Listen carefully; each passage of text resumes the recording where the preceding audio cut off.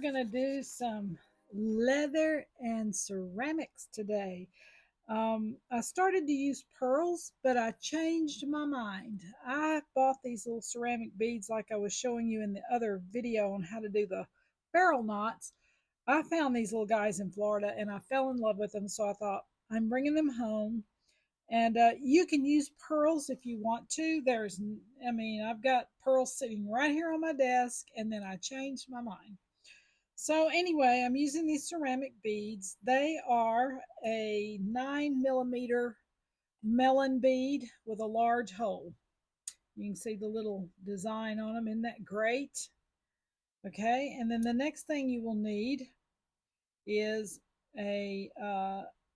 I'm using an accent bead here, and this is copper, and it's a 9 millimeter barrel by 9 millimeter. So you can see it's got a little cross on it there. It's beautiful. So I decided to use that one instead. You can use anything you want. Then we've got this as a finishing bead. It's copper, large hole copper. And I forgot, I think it's about an 8 millimeter. Let's see here. Yes, it's an 8 millimeter. Need two of those. Then you'll need some jump rings, and this is about a 6 to 7 millimeter jump ring. I am going to use a clasp, okay, because I'm doing something a little different than the slide knotted and slide ending. I'm doing something a little different, so I'm going to need a clasp, and this is just a hook and eye. Then you'll need a couple of these. These are the leather crimps. The kind you can get them that are rounded as well, but this one is square. Let me turn him here so you can see him. Yeah, this little guy is square and it's got the little eye on the end. You'll need a couple of those. Okay. You will need something to wrap your cording around. And like I said, I made this one out of a little cone that I had in my box, and I just rounded it, twisted it, and made it round all the way down like that instead of cone shaped. You can purchase the knot making tubes online. Check Fire Mountain, check Shipwreck Beads, check Rio Grande, or just Google knot making tube and something should come up. You can use a straw if you want to, but make sure that it's a heavy duty straw, heavy duty. Otherwise, it will mash and you don't want that. But you'll need one of these to wrap with. Then you're going to need your cording, and this one I am using is a cotton cord, and it's a 2 millimeter, and it's large, so it's not the little 1 and 1.5 millimeter cording. This is a large one because these beads are kind of large, and I wanted something that was equivalent, and so you'll need some of this cotton cording. I'm going to make this necklace about roughly an 18-inch, and so you want to measure out enough cording to make an 18-inch necklace, which, if you're new at this, it would be 9 and 9, which is 18. So you want that much length, plus about 8 to 10 more inches for your knotting. Okay. All right. Now, this is the pattern I'm doing. You don't have to do this pattern at all, but this is what I'm doing. And you'll need some scissors. Okay, so this is the middle, going to be the middle right here. I've got the cross bead and the two ceramics in the middle. Then I'm going to have a knot on either side. I'm doing that pattern again, a knot on either side. I'm hitting the copper bead by itself, then a knot, the ceramic bead by itself, a knot, ceramic bead by itself, and then a knot, and then my finishing bead. Then we'll wrap the whole necklace off with the closure. First thing, since this is cotton cording and not leather, it frays at the end, just so you'll know. So what I did was I took a little piece of tape, and I basically, kind of like they do on the end of your shoestrings, and I taped it very tightly around the end down here and left a little bit on the end, and I kind of cut it at an angle with my scissors, and that way it doesn't continue to fray as you're beading. So do that first. Okay, so what I'm planning on doing is starting with this middle piece right here. So I'm going to put the bead pattern on. Let me cut a little bit more of this off right there. All right. Put the bead pattern on.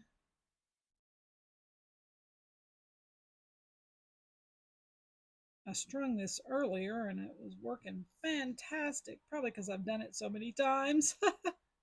All right, pull it through to the middle. You want to go to the middle.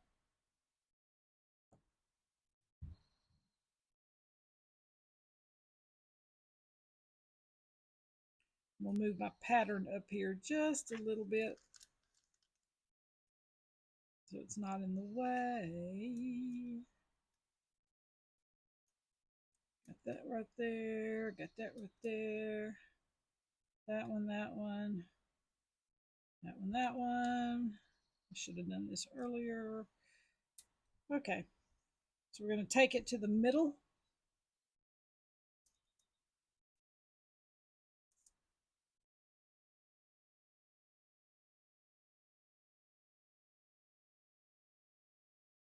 Yes, even it out on the ends like that, all the way down to the middle. Now, what I like to do is I like to work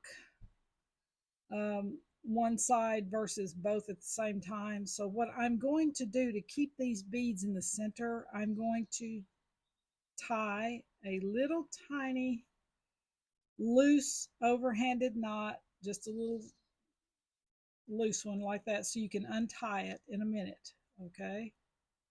All right, so that keeps those beads from moving that way. All right, we're going to go here with this one. And here we're going to do our first knot. Let me move some of this over because I feel like my hands are out of the lens. Let me move forward. Yes. Okay, so I tied that little temporary knot right there. Okay, here's the trick. You're going to get your tube, put your finger there to kind of hold the bead in place. Get your tube, set it on top of your beading strand there. You're going to loop it over, and then it's going to cross over in the back. It's going to look like that in the back. Okay? Then you're going to come around 2 more times. Whoops. Whoop, whoop, whoop, whoop, whoop, whoop. Hang on. My hands are slick today. Wrap and wrap like that. So it should look like that. Then come through your hoop.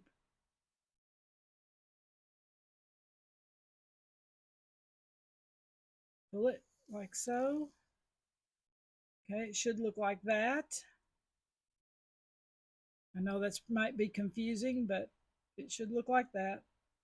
Pull the tube out, and then you're going to pull it down with your fingers like that. And just keep working it on down. Keep working it down. All right.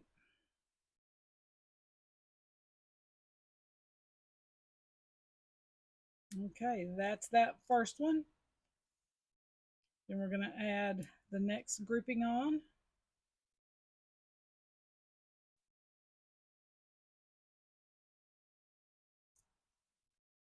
Make sure it's tight in there. These little copper beads right here with the crosses on them, I found these at a bead show that I went to, and I'm telling you what's the truth. They are gorgeous. If you have a bead show coming up local to you, you need to go because the amount of things can be overwhelming. I can tell you how to navigate a bead show if you've never been to one so that you won't get overwhelmed. I thought about doing a tutorial on that, but I'm thinking on that one. But anyway, you need to go if you've never been to one. Okay, so we're at that point. Going to make our wrap here. Over, around, 2, 3, right there. Go through here.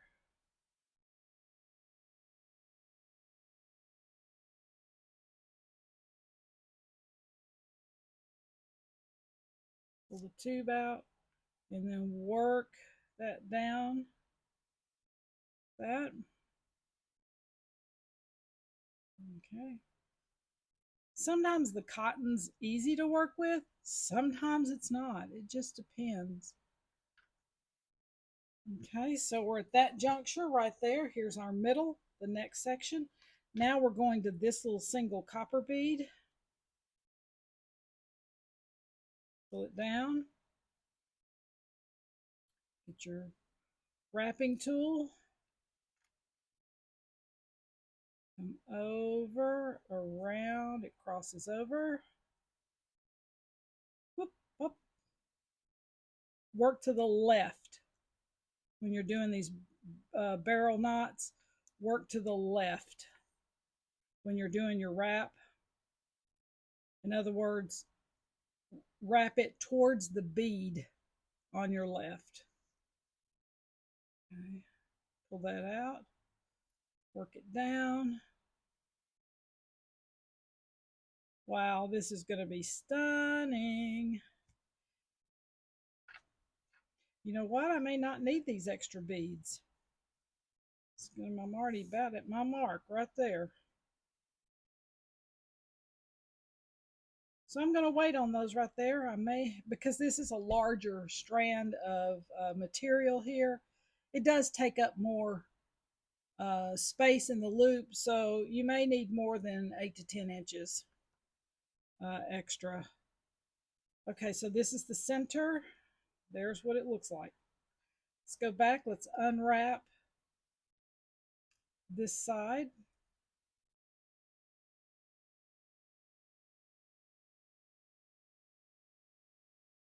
You could also put a little clamp down right here if you'd like. Okay. All right. Let's get ready to the next side. All right, other side, here we go. We got the middle right here. Put your little tool here. Put it on the top. Wrap it, work to the left of the loop. Come back around, go through the little tube that you got there. You hold it, pull the tube out, come back down, pull it down like so. Wow, this is going to be beautiful. Wow, wow, wow. All right, next one will be the next grouping of 3.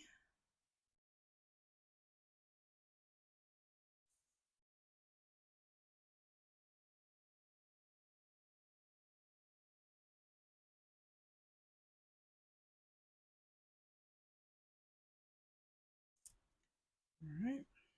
Oh, I'm so excited about this.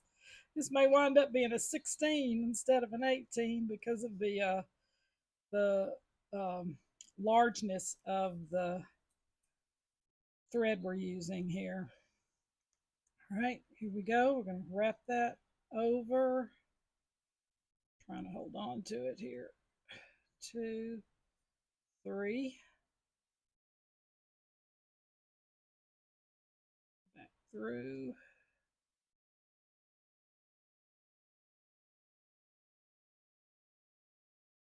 Pull that out. Slide her on down with your finger.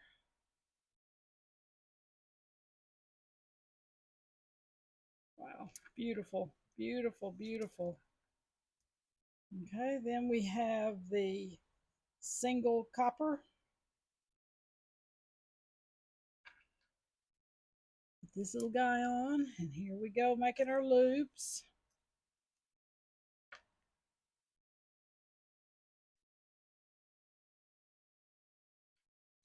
Around, over, and over one more. So it should look like that. We're going to go under. After you've done your 3, go under and back through the tube.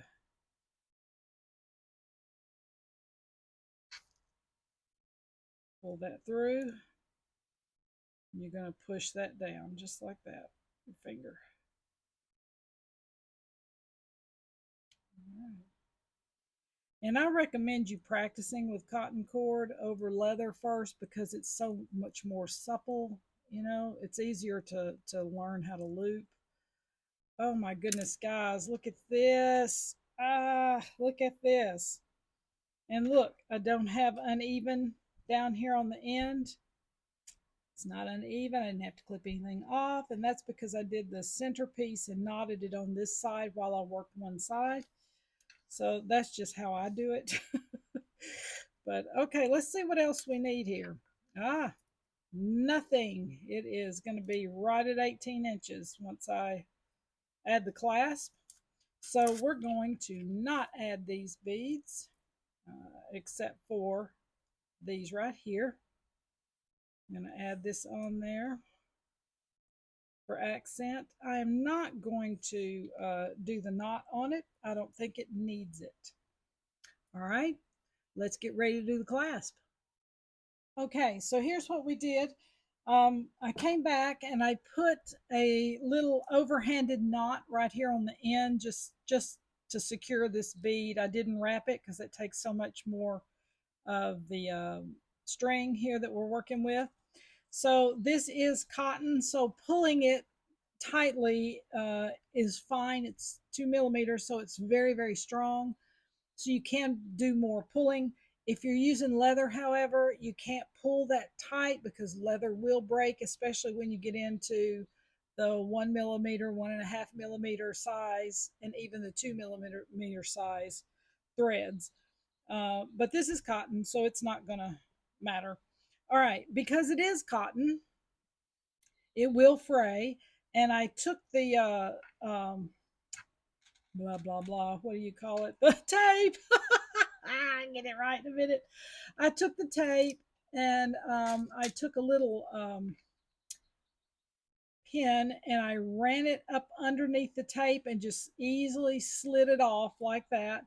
And it is cotton, so it will fray. You can see there's a little bit of fraying right there. So what I'm going to do is I'm going to use something called Fray Check.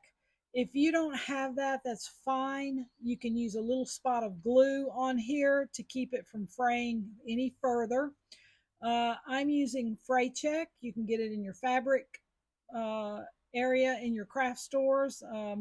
Walmart probably has it too, but I've used this for years and years, and anybody that does any sewing probably has this. But I'm just going to put a dot of it right here on the end, just like that.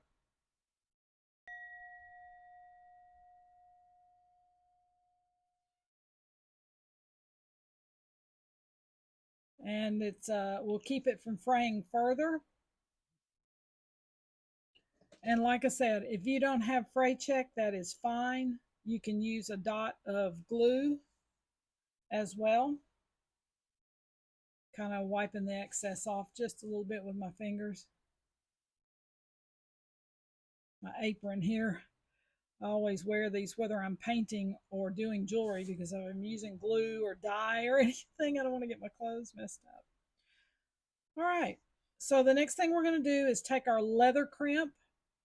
The little eye here, right here, is going to be pointing out because that's what you're going to hook your clasp onto right here. So the eye goes out. You're going to put it on the end like so. And make sure that you run, let me get my eyes down here. make sure that you run enough of it up that it almost, runs into that eye piece right there. Because you don't want it far back here. It could slide out even though there's a grip on it. All right. So put that in there. I like to mash it with a tool of some kind like that. Then I'm going to take a plier and I'm going to fold one side in like so.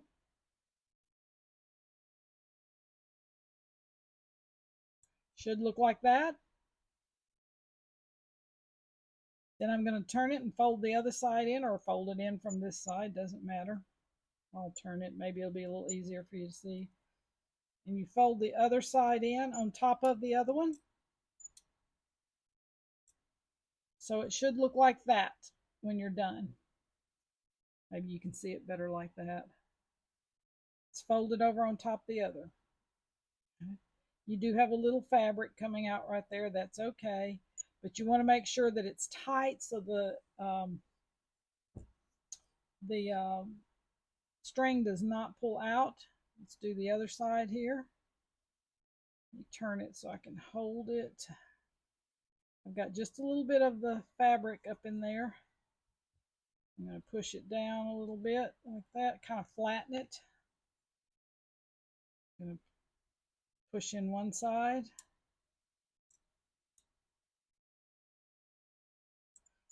I'm going to turn it and I'm going to push in the other side.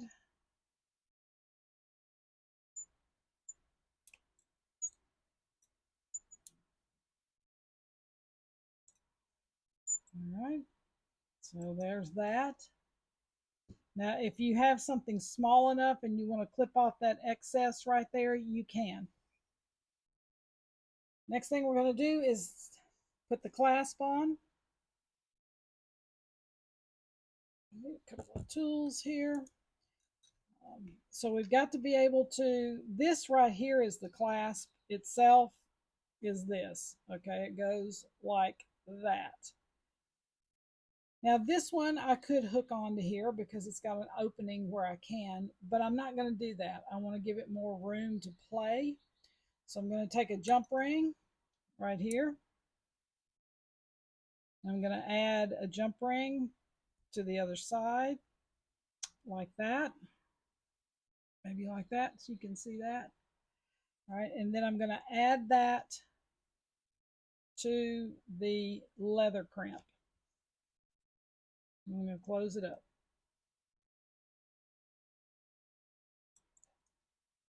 That's one side. I'm going to take the other side.